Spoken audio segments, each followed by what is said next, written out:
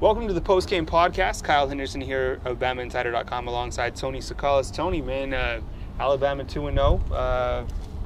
What are some takeaways from this victory? I mean, it seemed like Alabama really dominated as we expected them to, and then in the second half they put in some different pieces, and a lot of players got some experience this game. But what are some early takeaways after you've had a couple hours to digest it? Yeah, I think right off the bat the offense came out hot, and they scored on all three of their drives, and I think that's what you wanted to see. I mean, Jalen Hurts came out, he was just on fire at the start. He was poised, he made the throws, made the right decisions and everything. So I think that they definitely showed some improvements in some areas of the game. I think other areas that you want to see some more consistency. You want to see finishing out some drives in the second half, ended in field goals, could have been touchdowns. But overall, really, I think positive game for Alabama. I mean, as we saw on the message board, I mean, people are always going to criticize Jalen Hurts if he does good, if he does bad. Today, I mean, I felt he was pretty exceptional. I mean, 14 for 18 passing, 128 yards, 10 rushing attempts, 154 yards, and he totaled, 3 touchdowns total on the game, 2 rushing and 1 passing. What was your take on Hurts? I mean, he wasn't perfect, but he was pretty close at times. You know what I'm saying? I think that's what I wrote in my story. I mean, that's everything you got to expect from him. Was able to just show some poise. He looked off a safety on that touchdown to Hale Henches, and I thought that showed a lot of maturity in the pocket, which is what you're looking for. And obviously, he's got some legs, man. You see that 55-yard touchdown pass? Touchdown run. He just turned on the Jets and just, gunned past the defense. I mean, the thing about Jalen is he has so much playmaking ability, and he just he's an instinctual player. So I think if he sees it, he's going to take it. A lot of people, they might not like that about him, but he's super productive. And in the past couple games, Alabama is 2-0. He's done what he's needed to do. Saban continues to talk about the improvement. He's only a sophomore, and that's right too. I mean, he's still growing. He's still getting more mature.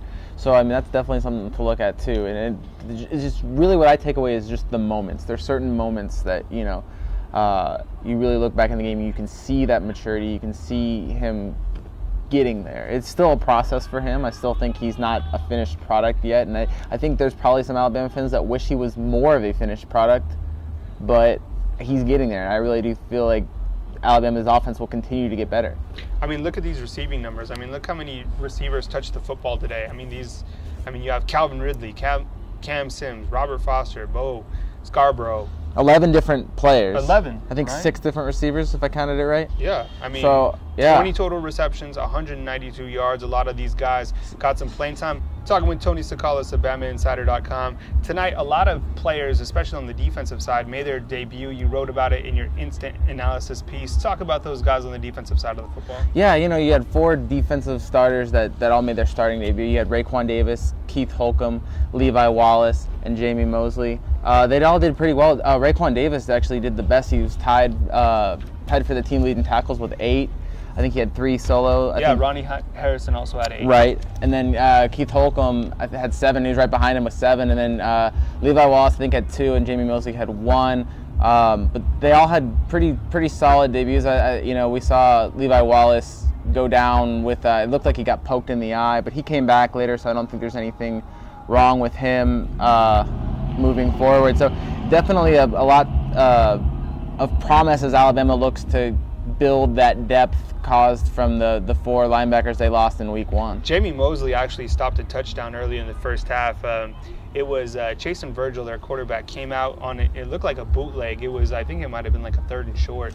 And he did a bootleg where he was going to run for a touchdown if the outside linebacker, who was Mosley, didn't stay home. And really stayed home and took him out of bounds. I think you remember that play. He chased him out of bounds. And then after, when we were talking to Mosley, he said that he's blessed with the opportunity to even be here, to even play at Alabama, and he didn't want anybody to go down, obviously, but he said that here at Alabama they preach next man up, and I think he's suitable, and it's going to be interesting to see his progression. Now, you mentioned Raekwon Davis, outstanding game. I mean, my goodness, 8 tackles, and most of those were in the first half, so I think we're really starting to see him come along, and the play of Ronnie Harrison continues to be understated, I think, because he's a big-time player for this team. Right. Yeah. Definitely. Coming in the secondary, Ronnie is he is a player that is just as influential as Minka at times. Is somebody that can really make plays at just any moment of the game. A really hard hitter, somebody that Alabama really needs. What does this team need to do to improve, in your opinion? I mean, they're 2-0, they're number 1 in the nation, but it seems here that it's like you're striving for perfection. I mean, what does this team need to do to improve? Yeah, there's some more consistency probably needed on both offense and defense. We saw some missed tackles on defense, and we saw a lot of missed tackles. Yeah, we did. Probably more than what Nick Saban was probably going to be happy with looking back over tape. There was another, I noticed, 2 penalties on third down, if you remember, that kept the scoring drive alive for Fresno State. That proved costly. Those are the kind of mistakes that against a better team, those become more costly. So, Alabama still has something to grow on this game, but I feel like they say teams make the most growth between week 1 and week 2, and I think on a positive note for Alabama, I think they showed a lot of growth this week. We got to see Tua Tagovailoa play today. What was your assessment of him the times you got to see him play? Yeah, he kind of had a slow start. Oh, actually, he had a really fast start, 2 straight completions, and then he took a sack that he didn't need to take, and then he threw an incompletion.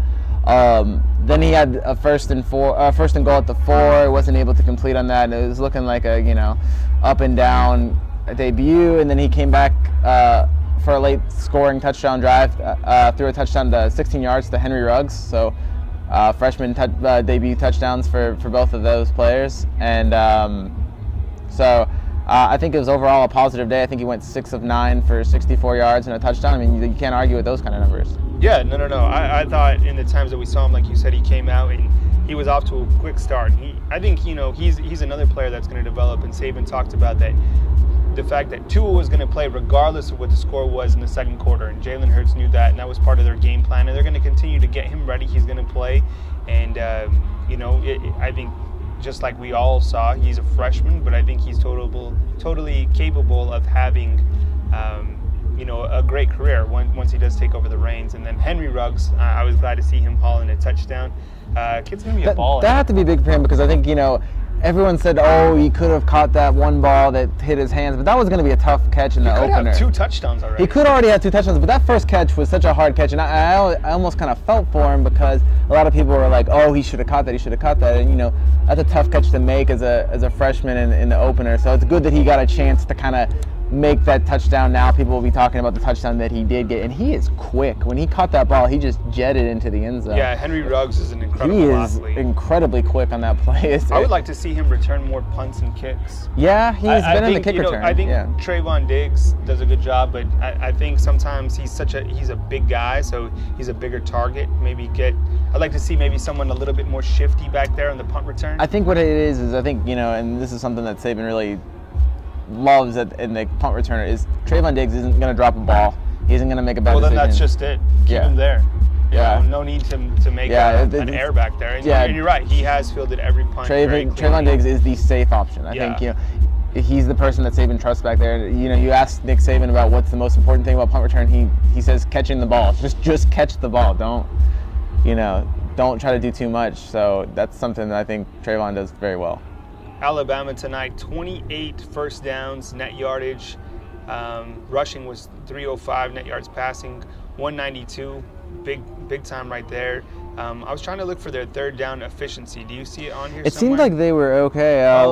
Only 4. Oh, not 4 of 10. Yeah, 4 of 10. So okay, last so game maybe they were 3 of 16. Tonight 4 of 10. So as you talked about, room for improvement right there, and hopefully they can get more consistent moving forward.